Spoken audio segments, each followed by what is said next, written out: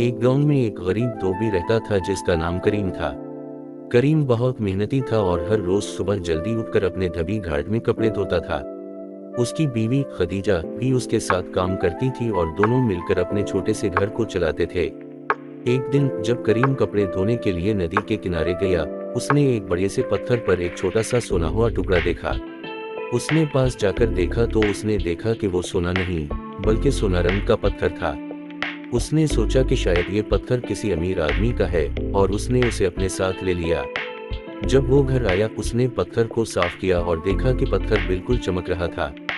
उसने सोचा कि शायद ये पत्थर किसी के लिए बहुत कीमती हो सकता है। उसने अपने पड़ोसी अहमद के पास जाकर पूछा कि क्या वो किसी को जानते हैं जो इस पत्थर का मालिक हो सकता है। अहमद ने बताया कि ये पत्थर एक आदमी का है जो कुछ महीने पहले गांव में आया था और ये पत्थर खो गया था।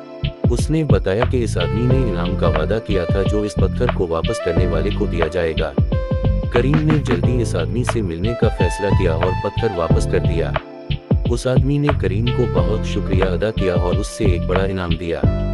करीम को इस इनाम से बहुत खुशी हुई और उसने अपने घर वापस आकर खदीजा को बताया। उसने इनाम का पैसा बचाकर अपने घर को थोड़ा और बेहतर बनाने में लगाया और अपने बच्चों के लिए अच्छी तालीम का इंतजाम किया।